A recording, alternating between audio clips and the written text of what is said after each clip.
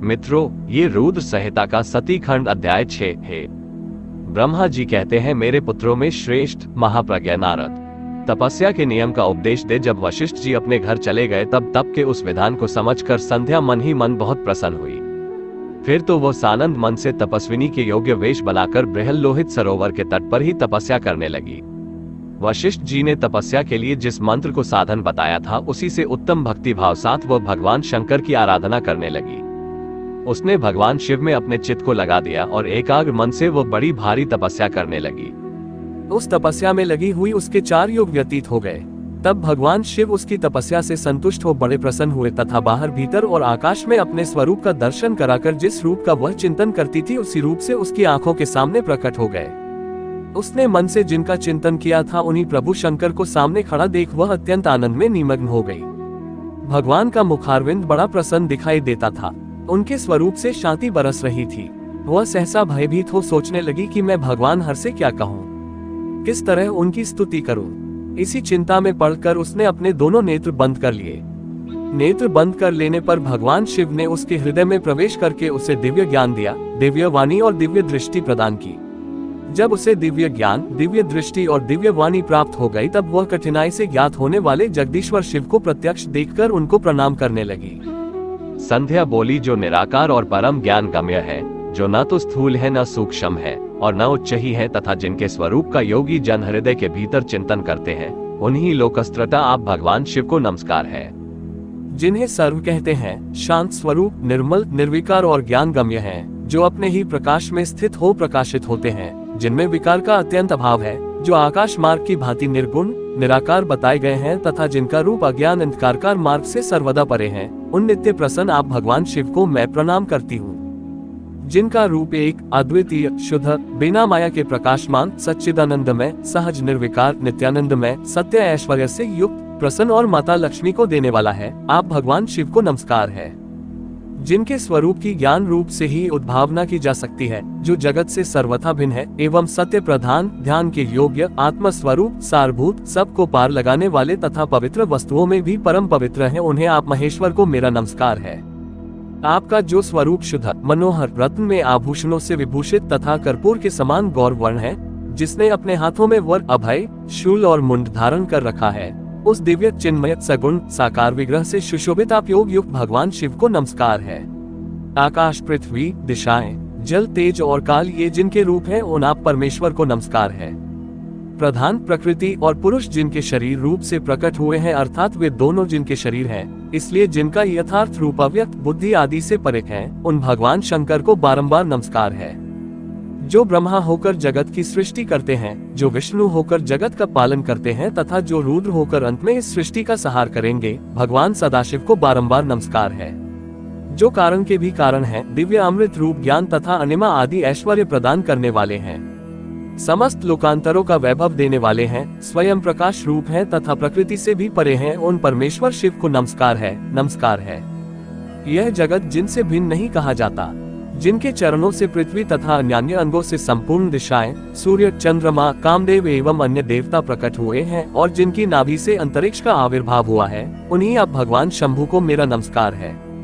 प्रभु, आप ही सबसे उत्कृष्ट परमात्मा है, आप ही नाना प्रकार की विधाएं हैं, आप ही हर संहार करता है, आप ही शब्द ब्रह्मा तथा परब्रह्मा है, आप सदा विचार में तत्पर रहते हैं, जिनका ना आदि है, ना मध्य है और ना अंत ही है, जिनसे सारा जगत उत्पन्न हुआ है तथा जो मन और वाणी के विषय नहीं है, उन महादेव जी की स्तुति मैं कैसे कर सकूंगी। ब्रह्मा जी आदि देवता तथा तपस्या के धनी मुनि भी जिनका वर्णन नहीं कर सकते, उन ईश्वर का वर्णन अथवा स्तवन में कैसे कर सकती हूँ।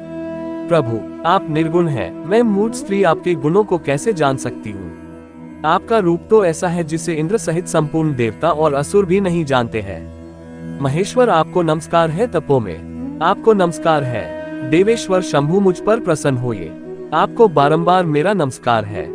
ब्रह्मा जी कहते हैं, नारद, संध्या का यह स्तुति प्रवचन सुनकर उसके द्वारा भली भांति प्रशंसित हुए भक्तवत्सल परमेश्वर शंकर बहुत प्रसन्न हुए। उनका शरीर वल्कल और मृग चर्म से ढका हुआ था, मस्तक पर पवित्र जटा जूट शोभा पा रहे थे। उस समय पाले के मारे हुए कमल के समान उसके कुमलाए हुए मुंह को देखकर भगवान हर दया से द्रवित हो उससे इस प्रकार बोले। महेश्वर ने कहा, भद्रे, मैं तुम्हारी इस उत्तम तपस्या से बहुत प्रसन्न हूँ। शुद्ध बुद्धि वाली देवी, तुम्हारे इस स्तवन से भी मुझे बड़ा संतोष प्राप्त हुआ है। अतः अपनी इच्छा के अनुसार कोई वर मांगो, जिस वर से तुम्हें प्रयोजन हो तथा जो तुम्हारे मन में हो उसे मैं यहाँ अवश्य पूर्ण करूँगा। तुम्हारा कल्याण हो। मैं तुम्हारे व्रत नियम से बहुत प्रसन्न हूँ। प्रसन्नचित महेश्वर का यह वचन सुनकर अत्यंत हर्ष से भरी हुई संध्या बारंबार प्रणाम करके बोली, महेश्वर, यदि आप मुझे प्रसन्नता पूर्वक वर देना चाहते हैं, मैं वर पाने के योग्य हूँ। यदि पाप से शुद्ध हो गई हूँ तथा यदि इस समय आप मेरी तपस्या से प्रसन्न हैं, तो मेरा मांगा हुआ यह पहला वर सफल करें। देवेश्वर, इस आकाश में पृथ्वी आदि किसी भी स्थान में जो प्राणी हैं वे सब के सब जन्म लेते ही काम भाव से युक्त न हो जाएं। नाथ, मेरी सकौम दृष्टि कहीं ना पड़े। मेरे जो पति हों वे भी मेरे अत्यंत सुहृद हों। पति के अलावा जो भी पुरुष मुझे काम भाव से देखे उसके पुरुषत्व का नाश हो जाए, तत्काल नपुंसक हो जाए। निष्पाप संध्या का यह वचन सुनकर भक्त वत्सल भगवान शंकर ने कहा, देवी सुनो भद्रे, तुमने जो जो वर मांगा है वो सब तुम्हारी तपस्या से संतुष्ट होकर मैंने दे दिया है। जीवन में मुख्यतः 4 अवस्थाएं होती है। पहली शैशवावस्था, दूसरी कौमारावस्था, तीसरी युवावस्था और चौथी वृद्धावस्था। तीसरी अवस्था प्राप्त होने पर देहधारी जीव काम भाव से युक्त होंगे। कहीं कहीं दूसरी अवस्था के अंतिम भाग में भी प्राणी सकौम हो जाएंगे। तुम्हारी तपस्या के प्रभाव से मैंने जगत में सकौम भाव के उदय की यह मर्यादा स्थापित कर दी है, जिससे देहधारी जन्म लेते ही सकौम भाव से युक्त न हो जाएं। तुम भी इस लोक में वैसे दिव्य सती भाव को प्राप्त करो जैसा इस लोक में किसी स्त्री के लिए संभव नहीं होगा। पानी ग्रहण करने वाली पति के सिवा जो कोई भी पुरुष सकौम होकर तुम्हारी ओर देखेगा वह तत्काल नपुंसक होकर दुर्बलता को प्राप्त हो जाएगा। तुम्हारे पति महान तपस्वी तथा दिव्य रूप से संपन्न एक महाभाग महर्षि होंगे जो तुम्हारे साथ 7 कल्पों तक जीवित रहेंगे। तुमने मुझसे जो जो वर मांगे थे वह सब मैंने पूर्ण कर दिए। अब मैं तुमसे दूसरी बात कहूंगा जो पूर्व जन्म से संबंध रखती है। तुमने पहले से ही यह प्रतिज्ञा कर रखी है कि मैं अग्नि में अपने शरीर को त्याग दूंगी। उस प्रतिज्ञा को सफल करने के लिए मैं तुम्हें एक उपाय बताता हूँ, उसे निसंदेह करो। मुनिव मेधातिथि का एक यज्ञ चल रहा है जो 12 वर्षों तक चालू रहने वाला है। उसमें अग्नि पूर्णतया प्रज्वलित है। तुम बिना विलंब किए उसी अग्नि में अपने शरीर का उत्सर्ग कर दो। इसी ऊंची पर्वत की उपत्यका में चंद्रभागा नदी के तट पर आश्रम में मुनिव मेधातिथि महायज्ञ का अनुष्ठान करते हैं। तुम स्वच्छंदता पूर्वक वहां जाओ। मुनि तुम्हें वहां देख नहीं सकेंगे। मेरी कृपा से तुम मुनि की अग्नि से प्रकट हुई पुत्री होगी। तुम्हारे मन में जिस स्वामी को प्राप्त करने की इच्छा हो उसे हृदय में धारण कर उसी का चिंतन करते हुए शरीर को उसी यज्ञ की अग्नि में होम दो। जब तक तुम इस पर्वत पर 4 युगों तक के लिए कठोर तपस्या कर रही थी, उन्हीं दिनों चतुर्युगों का सत्य युग बीत जाने पर त्रेता के प्रथम भाग में प्रजापति दक्ष की कई कन्याएं हुई।